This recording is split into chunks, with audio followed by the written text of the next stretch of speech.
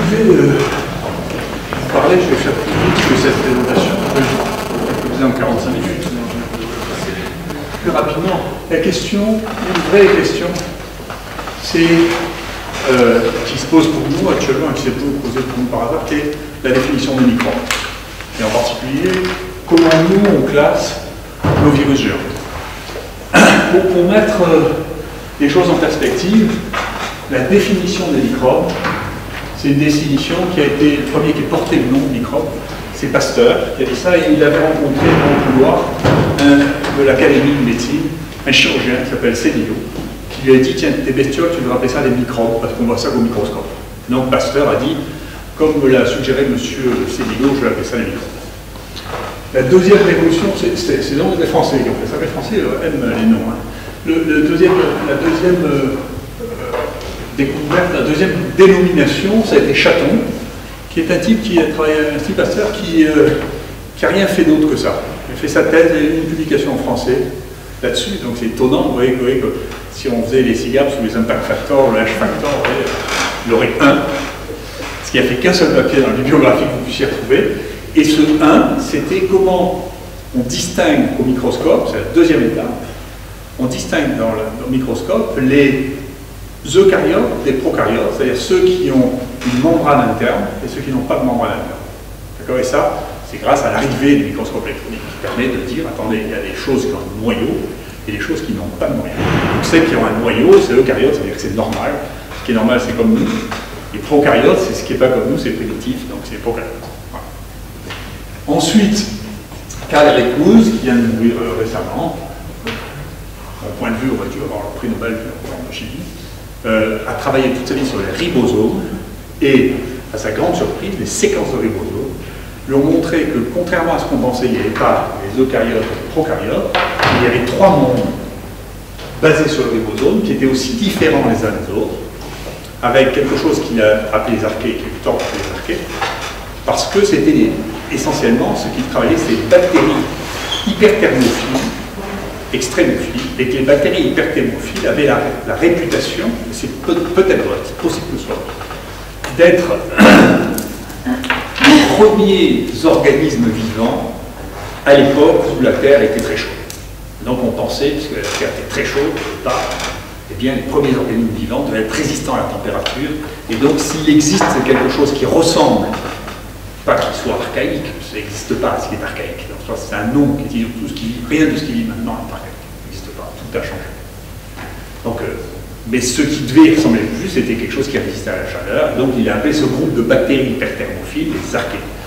Et c'était, on verra, c'est une.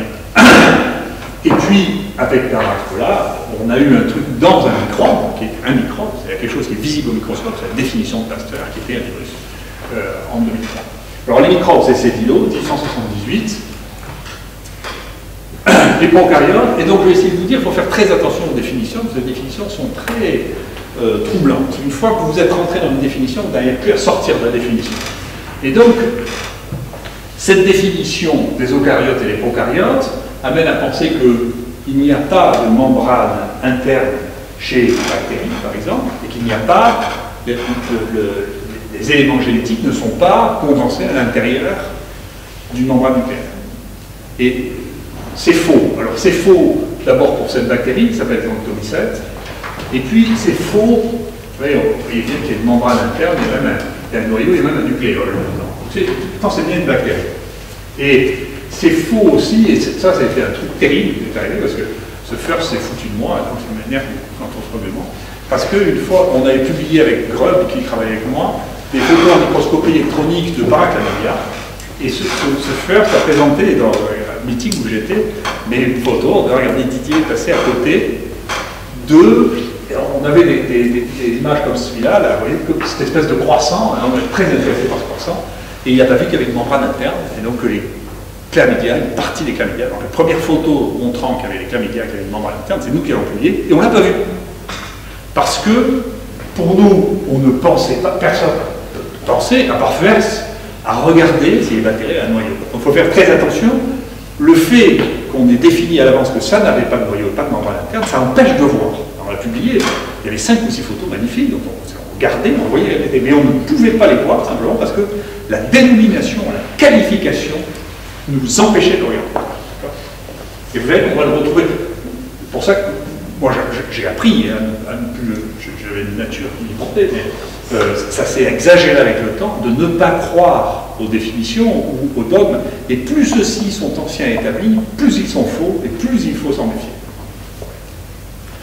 Et donc dedans, vous voyez, c'est le travail de Gilles Gagrin. Il a trouvé maintenant plein d'autres paraclamidia, familles de paraclamidia, et la plupart, il n'y a que les chlamydia humains qui n'ont pas de noyau. Pratiquement tous les autres ont un noyau. Une espèce de formation nucléaire, c'est différent, c'est pas la même membrane, mais ça veut dire que vous ne pouvez pas différencier sur ce caractère morphologique, c'est pas un caractère dichotomique ça. Donc les archées, c'est un mauvais nom, parce que ça amène à penser, et donc c'est un travail sur lequel on travaille avec Michel depuis longtemps, le nom est terrible, c'est-à-dire qu'il amène à penser que c'est seulement dans les extrémophiles et dans l'environnement qu'on trouve ça. Et puis en réalité, c'est dans les premiers travaux de métagénomique, moi j'ai réalisé, quand on séquençait tout, en réalité, que 10% du microbiote intestinal est fait d'archées. C'est des bactéries qui sont au moins des commensaux. Alors bien entendu, quand on réfléchit à ce qu'elles font, en réalité, la plupart, pas tout, mais la plupart du méthane produit, c'est des recyclages des ions H+, y compris dans le processus digestif, est fait par les archées. C'est-à-dire que si vous émettez des gaz, comme les ruminants, comme un truc, c'est à cause des archées. Donc les archées sont présentes dans la vie. Et donc en réalité, tous les humains ont des archées à peu près dans des conditions extrêmes. Donc ça nous a amené avec Michel à faire tout un programme là-dessus, et ça a permis à Michel de trouver un certain nombre d'espèces. Maintenant, si on regarde les virus, les milestones des virus, ça a été quoi? C'est, premièrement, a été découvert que si on filtrait à travers le filtre Chamberlain, pardon, il n'y a pas de filtre, le Chamberlain, eh bien, il restait quelque chose qui était virulent. D'accord? Et le filtre Chamberlain, c'est de la porcelaine. Et donc, ça fait à peu près 0,20 microns. Donc, c'est à la base, c'est l'initiation même de la définition des virus. Donc, n'oubliez pas ça, c'est parce que c'est ça qui a caché tellement une partie de la réalité. Pasteur, bien qu'il ne soit pas crédité, on crédite souvent Dimitri Ivanovski et Beijing de la découverte du premier virus, qui est le virus de la mosaïque du tabac. En réalité, Pasteur, pour la rage, utilise un filtrat dont il montre que c'est ultra-filtrable et il montre que c'est infectieux. C'est une démonstration de l'existence d'un virus filtrable. Ensuite, la virologie va exploser avec le virus de la mosaïque du tabac parce que c'est facile, c'est produit à des quantités considérables, parce que les autres, on ne sait pas les cultiver sur les animaux, ça ne produit pas bien, parce que sur les plantes, ça produit très bien, c'est ce qui va servir de base pour beaucoup à la réflexion sur les virus, c'est cette facilité de production du virus de la mosaïque de tabac. Ensuite, Lofter va trouver le premier virus animal, Derel le premier virus de bactéries, et il ne va pas l'appeler un virus de bactéries, il va l'appeler un bactériophage parce que ça tue les bactéries, ça mange les bactéries. Ensuite, Ruska va regarder les virus pour la première fois, va voir les virus à microscope électronique. Stanley qui est un chimiste et qui va avoir le prix Nobel de chimie, en 1935, il va cristalliser un virus. Et donc il dit les virus sont des protéines. Souvenez-vous, en 1935, c'est avant la découverte de la cellule. Et il dit donc en réalité c'est des protéines et les virus sont des molécules, point final. Puisque c'est cristallisable, c'est pas vivant. Et donc on sort, jusque-là les virus étaient considérés comme les plus petits êtres vivants. Du fait de leur vie. Et puis à partir de Stanley, c'est une molécule cristallisable. Et donc, c'est pas vivant. Et puis, Temmin va décrire les rétrovirus en 1965, Toris et Dundas, les virus d'Arché en 1974. Nous, on décrira le premier virus géant avec un génome de plus d'une mégabyte. Et puis, avec Bernard Lascolan, on décrira le premier virus qui infecte les virus, vraiment le virophage. Et Christelle décrira le premier transposon de virus. Donc, ceci amène après une vraie question, c'est qu'est-ce que c'est qu'un virus? Eh bien, un virus, en réalité, c'est extrêmement confus, personne ne sait très bien ce que c'est qu'un virus. Quand Lvov était poussé dans ses retranchements, il disait un virus, c'est un virus. Ou un virus, c'est ce sur quoi les virologistes travaillent. C'est ça la définition. Il n'y a pas d'autre réel, il n'y a pas de définition biologique. Mais, pour essayer, comme il n'y a pas de définition, quand les choses sont simples, elles sont simples. Quand elles sont complexes, c'est des définitions qui sont consensuelles et multifactorielles. Et des définitions qui sont basiquement négatives. Et donc c'est ce qui a essayé de faire Wolf, parce qu'il y avait une espèce de conflit entre est-ce que c'est un organisme ou une molécule ou une biomolécule. Vous avez vu Stanley penser que c'était une molécule, Burnett, qui était un autre prix de médecine qui a découvert Coxella Donetti, disait que c'est des micro-organismes extrêmement réduits au cours du temps de l'évolution, ce qui allait à une phase après l'Eric Enzi, si vous voulez. Et Wolf a essayé de faire une synthèse, qui a été prix Nobel de médecine, en disant, écoutez, ça a une dimension inférieure à 200 nanomètres, ça a un seul type d'acide nucléique, c'est ce que vous avez appris, tous de la théologie, c'est virus ARN, virus ADN. Il n'y a pas d'enzyme qui génère de l'énergie dans ces virus, c'est strictement intracellulaire, et ça n'a pas de division binaire. Mais en réalité, aucun de ces éléments n'est spécifique du tout. Et en réalité, ce dont il parlait comme virus, c'est des virus très spécialisés, et qui sont des virus qui vivent tout seuls dans leurs cellules parasites, et qui ne représentent pas la réalité virale, qui a été bouleversée. En réalité, il y a des exceptions à peu près tous ces domaines, et je vais me concentrer sur mini-virus qu'on a trouvé dans les amibes. Vous voyez que c'est un microbe, c'est-à-dire, au sens étymologique de Pasteur, c'est-à-dire que c'est une petite bactérie, vous voyez ici dans les amibes, qui a l'air d'une bactérie gram-positive et qui a été prise d'ailleurs comme bactérie gram-positive pendant longtemps, et c'est grâce à un mécanisme inverse, on a pu le trouver comme ça, c'était le type qui cherchait ça, cherchait des bactéries, qui expliquaient des pneumonies dans les tours réfrigérantes, comme il a trouvé les légionnaires. Et donc cette bactérie, il n'avait pas réussi à l'identifier parce qu'il n'avait pas à la sous-cultiver dans les milieux légionnaires. Il nous a envoyé la collection de bactéries qu'il n'avait pas identifiées, et nous, elle nous a posé problème comme étant un problème inverse. C'est parce qu'on avait un outil, comme le CESES, qui nous permettait d'identifier toutes les bactéries, que celle-ci, ayant résisté à une amplification dite universelle, est restée pendant 3 ans avant qu'on comprenne de quoi il s'agit. Mais c'est grâce, si nous n'avions pas eu l'outil universel, il y a un peu de ténacité, parce que Richard Burton, lui, a démissionné, il est parti, il a dit, on s'en fout. On sait bien que c'est les choses qui nous résistent, c'est qui soient les plus importantes. Et donc, on a mis le temps pour découvrir à la fin que c'était un virus, c'était pas du tout une bactérie, mais c'est un microbe. Donc ça reste le fait que c'est un microbe. C'est un virus géant, qui est maintenant toute une grande famille, ça a une phase d'éclipse, ça disparaît dans les cellules, c'est reconstitué dans des usines à virus, et ça réapparaît rapidement, mais vous voyez, c'est aussi gros que Coxella Donetti, c'est aussi gros que Coloris, c'est aussi gros que Trophérima, et donc vous ne pouvez pas le distinguer par la taille, ni par la taille de son génome. C'est pas vrai, il y a un génome aussi gros que des bactéries, des archées et des eucaryotes, et ça c'est un travail de Koenig qui mettait mini-virus avant la bactérie, la syphilis, du typhus, du trachome. Donc c'est en termes de taille de génome, c'est pas la taille de génome qui les différencie, c'est pas la taille tout court, c'est donc autre chose qu'il faudra bien définir. Et c'est pas le fait qu'il n'y ait qu'un type, parce qu'il y a de l'ARN et de l'ADN, exactement comme dans une bactérie. Et donc, ça échappe à la définition de Wolf. C'est-à-dire, de toute manière, la définition de Wolf ne peut pas être utilisée pour les virus, sauf à dire que ces choses ne sont pas des virus. C'est une vraie question. Et puis ensuite, on a découvert qu'en réalité, ils étaient infectés par d'autres virus. C'est la deuxième souche qu'on a isolée. Celle-là, on a isolé la souche ici. Et vous voyez qu'on trouvait un deuxième petit virus à l'intérieur du virus. On s'est posé la question de savoir ce que c'était. Et c'est un virus qui l'infecte parce que pour pouvoir être infecté par un virus, il suffit d'être assez gros pour pouvoir être infecté. C'est un phénomène mécanique. Donc, lui est infecté par des virus parce que tout le monde est parasité partout. Et donc, le virus, c'est une forme de parasitisme. Et donc, vous êtes assez gros pour être infecté par un parasite, vous êtes infecté par un parasite qui est une fois un virus, et puis plus petit, on verra, il y aura des morceaux d'ADN égoïstes qui se multiplient par eux-mêmes et qui n'ont même plus de capside parce que ce qui le parasite est trop petit pour pouvoir être affecté par quelque chose à capside. Donc,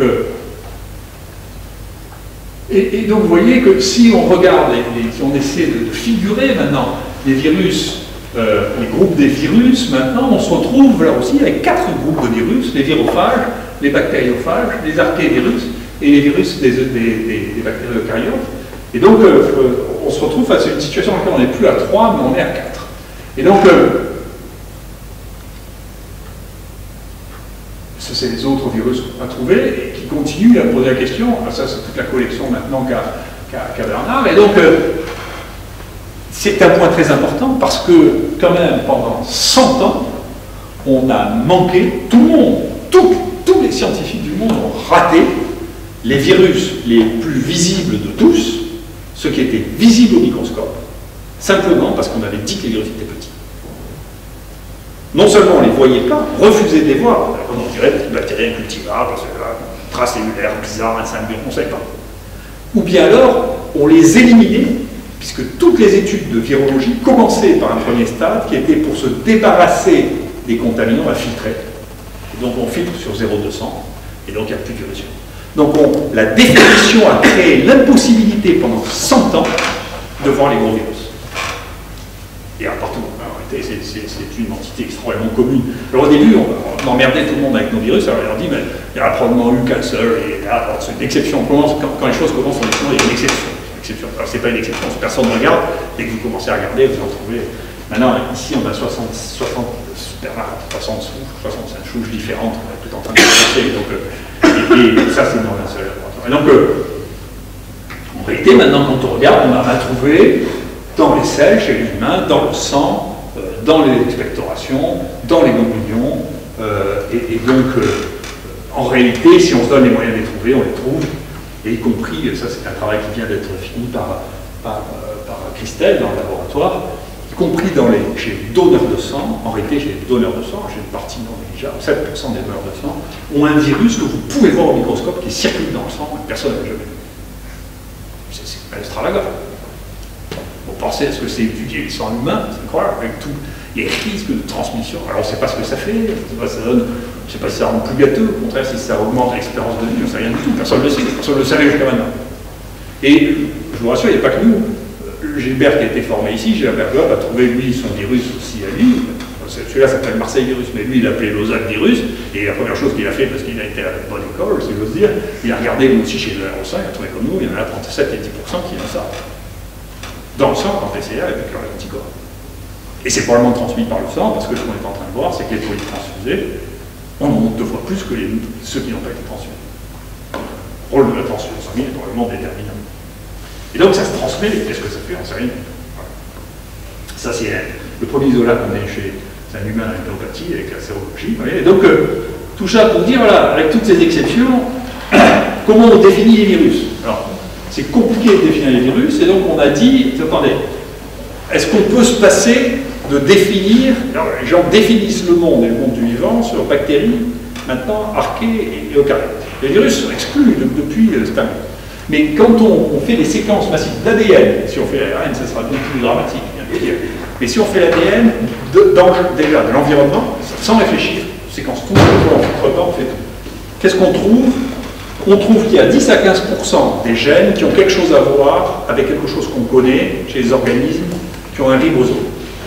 Il y en a autant, donc il y a déjà autant de gènes, bien qu'ils soient variables, bien que l'ADN soit un peu moins variable, il y en a déjà autant qui sont associés à des virus à ADN qui sont séquencés dans les banques de données. Il y a 70 à 80% d'inconnus total, dont à peu près tout le monde pense qu'il y a la moitié de virus. Et le reste, on ne sait pas ce que c'est. C'est des gènes orphelins. Donc vous ne pouvez pas dire que vous vous foutez de la moitié au moins de la variabilité génétique de la Terre. Vous pouvez dire, cela je ne les classe pas, il faut bien les mettre quelque part. Donc on a essayé de faire ça. On a essayé de faire ça avec Patrick Fortège. On a dit, tiens, on va d'abord regarder qu'est-ce qu'ont de commun les archées, les bactéries et les eucaryotes. C'est un travail qu'il a fait et qu'on a perfectionné. Et en réalité, ce qu'elles ont en commun, pratiquement, elles n'ont pas grand-chose de commun, elles ont pratiquement que la traduction. Elles connaissaient les gènes de la traduction. Ce qu'il y a de commun, et particulièrement le ribosome, ce qui permet la traduction. C'est ça qui définit finalement ça. Et donc ça veut dire que si vous basez un système de classement sur le ribosome, bien, vous êtes capable d'identifier tout ça, mais maintenant, si vous comparez les virus géants, en particulier le virus, à des bactéries, une archée ou un eucaryote de même taille de génome, entre 500 000 et 2 mégabases, ce que vous trouvez, c'est que les virus, ce qui différencie les virus des autres, c'est qu'ils n'ont pas de ribosome, et pratiquement pas de traduction. au moins traduction convenue. Donc ça veut dire que si vous décidez de classer le monde comme moule sur le ribosome, par définition, les virus ils peuvent bien être aussi gros que les camions, vous ne pourrez pas les inclure dans le monde parce que simplement vous définissez les choses sur les ribosome. Et donc vous ne pouvez pas le définir là-dessus. Et donc, on avait essayé de voir qu'est-ce qu'il y a de commun en revanche chez les virus. Alors là, c'est un travail de Bamford qui avait vu que les virus n'ont pas en commun, comme les autres organismes, le ribosome, mais ils ont en commun d'avoir gardé la forme, vous voyez cette forme de structure de la capside, des éléments de la capside.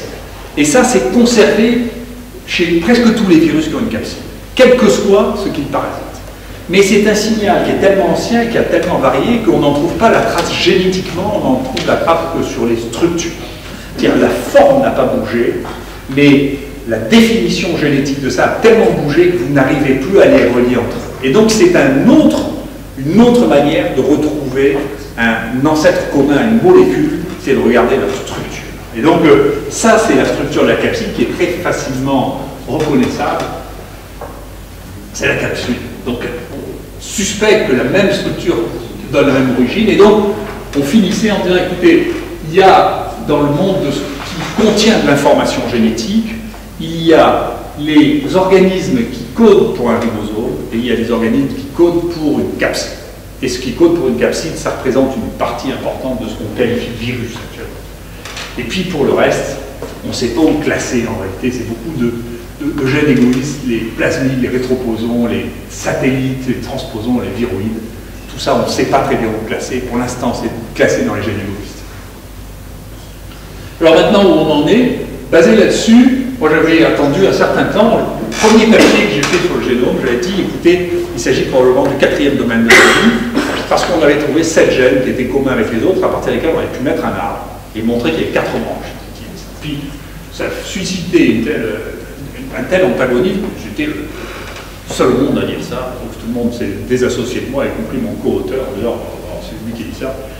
J'ai dû d'ailleurs insister violemment pour que ça fasse partie du papier. Je voulais prendre le papier sans faire ça. C'est ce que je pensais, puis je pensais que c'était amusant de réfléchir autrement.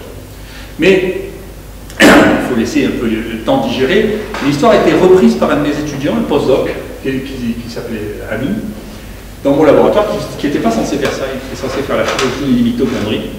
Mais il y avait un autre postdoc qui travaillait sur les virus chez moi. Il a dit, un jour, ils sont venus tous les deux à la fin du génomique, on disait, écoutez, mythique génomique, on a écouté. On a repris les hypothèses de Forter, de Kounine et de vous, et c'est vous qui avez raison. Alors j'ai écouté avec une oreille attentive, c'était une introduction raisonnable. Et ils avaient pris l'ARN polymérase 2, fait un arbre, tout ça, et l'arbre sortait comme ça. Ouf, 4. Donc ça partait sur un truc, c'est bien. On a un peu complexifié ça, on a étudié 8 gènes qui sont les gènes les plus conservés chez les grands virus, qu'on trouve, etc. Et on a relancé ça. Et donc, ça c'est le facteur de transcription de B. C'était assez. Mais plus encore que ça, alors ça vraiment j'ai été content, je pensais à ça. Quand j'étais en train de réfléchir sur le papier, brutalement, il existe des banques de données sur le contenu génomique, en particulier sur le contenu de l'information, qui s'appellent des banques de code. Et celui qui les a inventés, c'est Kounine, et Kounine a fait 2 banques de code qu'il n'avait jamais mélangées.